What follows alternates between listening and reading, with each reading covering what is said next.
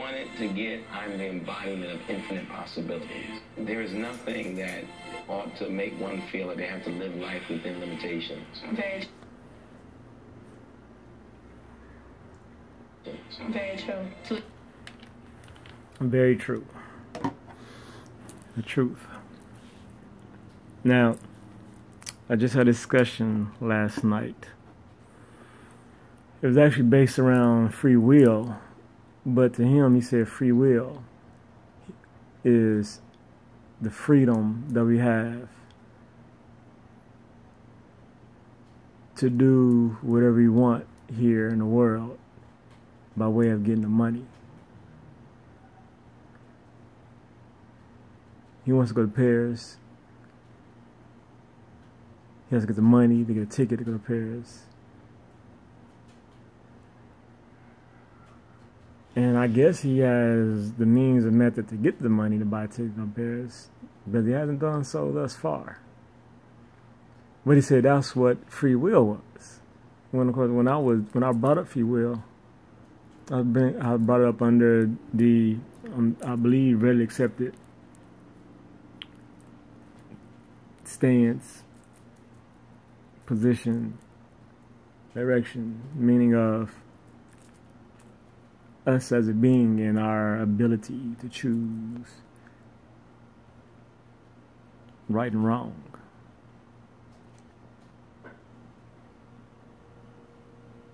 And that's, especially when we apply religiously, that's what it's all about.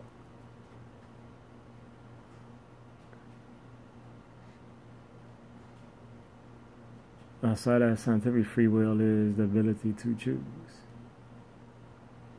to go left or right.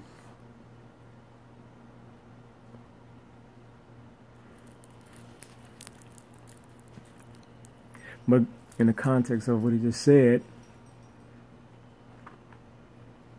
the embodiment. Now, how did he mean that? Did he mean that by way of belief? Of that? That's what he envisions as our ultimate being in essence. Infinite possibility. He had to mean it by way of belief and believing in that being achieved, that being so. And the way by doing that is by eliminating any barriers that prevents that. Because it can't mean in actuality of the conditions of this world that everyone right now can be what it is they want to be. That everybody can be a doctor. That everybody can be a billionaire.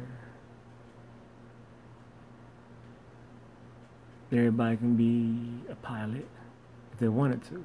Everybody could be a professional athlete if they wanted to. There's the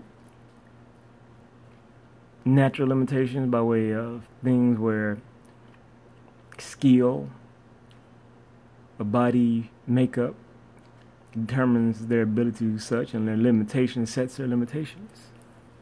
And even in those who are deemed to be the highest athleticism or intelligence, whatever, even they are at a limit.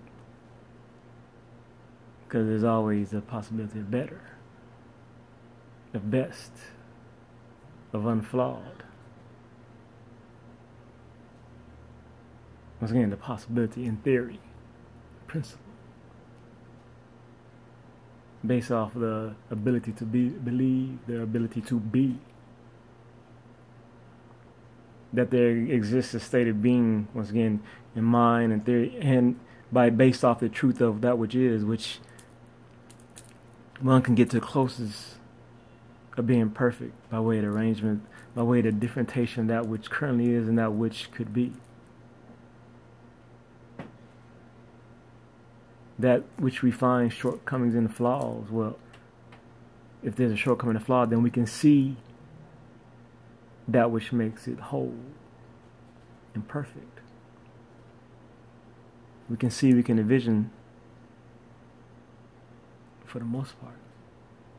But we can fill those gaps. And we can always seek to fill those gaps in the space, and you fill those space and gaps by that which is within those gaps in space, and that's truth.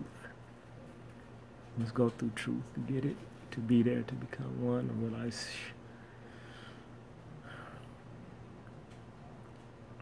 So he had a meaning in that esoteric sense.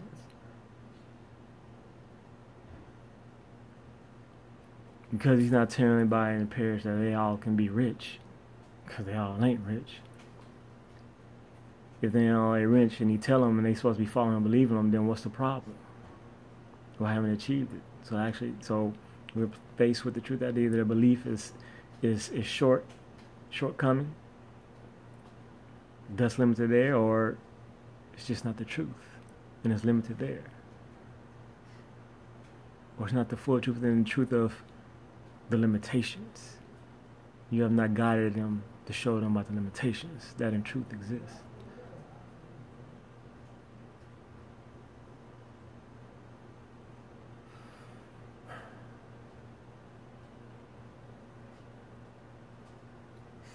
I am indeed the embodiment of all possibilities.